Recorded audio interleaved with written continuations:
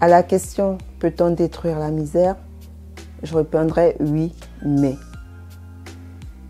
Pour moi, la misère est la privation des biens nécessaires à la vie. Et ces biens sont respirer est nécessaire à la vie, manger est nécessaire à la vie, se loger est nécessaire à la vie.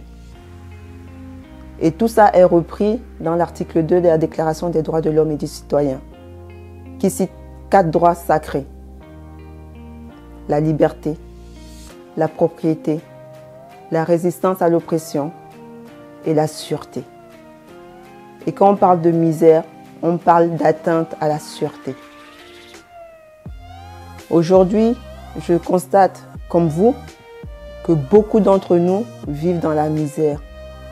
Des fins du mois difficiles, où dès le 5 du mois, certains n'ont même plus de quoi manger, de quoi donner à manger à leurs enfants. Ils vivent dans des conditions, oui, ils sont certes dans un appartement, mais dans quelles conditions? De remontée d'excréments dans la maison, des souris dans la maison, la moisissure dans la maison. Et toutes ces conditions portent atteinte non seulement à leur intégrité physique, mais psychologique aussi. À la question, peut-on détruire la misère? Oui, mais sous certaines conditions. La première condition déjà se trouve au niveau de l'éducation.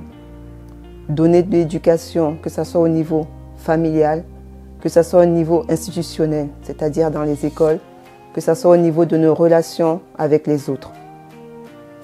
Et la deuxième condition serait l'application de la loi. Ces personnes qui vivent dans des conditions immondes, oui, certaines ont de l'aide des associations qui leur montrent à peu près le chemin à suivre pour pouvoir sortir de là, mais beaucoup restent dans l'ignorance. Beaucoup ne savent pas vers qui se tourner. Donc, la solidarité est le socle. C'est la pierre nécessaire pour qu'on puisse sortir de cette misère. Et je finirai par citer Charles Darwin, qui dit tout simplement: si la misère des pauvres n'est pas la cause des lois de la nature, mais celle de nos institutions, alors notre péché est énorme.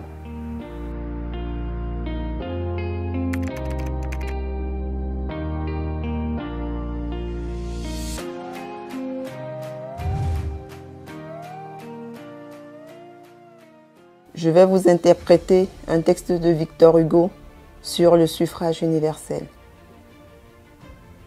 Messieurs, dames, puisque la Déclaration des droits de l'homme et du citoyen semble ignorée, oubliée, méprisée, puisqu'elle est calomniée, je chercherai toutes les occasions de la glorifier dans ce qu'elle a fait de magnanime et de beau. La grande sagesse de cette déclaration, ce ne fut pas seulement de confondre et de dignifier dans le même pouvoir souverain le bourgeois et le prolétaire. Ce fut d'aller chercher dans l'accablement, dans l'abandon, dans cet abaissement qui conseille si mal, l'homme de désespoir et de lui dire « espère ». La femme de colère et de lui dire « raisonne ». Le mendiant, le pauvre, le vagabond, comme on dit, le misérable, et de le sacrer citoyen.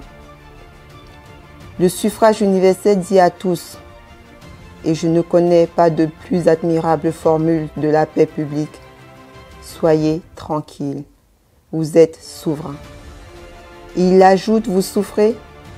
Eh bien, vous allez travailler vous-même dès à présent aux grandes œuvres de la destruction de la misère par des hommes qui seront à vous, par des hommes en qui vous mettrez votre âme et qui seront en quelque sorte votre main. Soyez tranquilles. Voyez, messieurs, dames, comme ce qui est profondément juste est toujours en même temps profondément politique. Le suffrage universel En donnant un bulletin à ceux qui souffrent, leur ôte le fusil. En leur donnant la puissance, il leur donne le calme. Tout ce qui grandit l'homme l'apaise. Au fond de la conscience de tout citoyen, du plus humble au plus grand, au fond de l'âme, il y a un sentiment sacré et indestructible, le droit. Ce sentiment est l'élément de la raison de l'homme, le granit de la conscience humaine.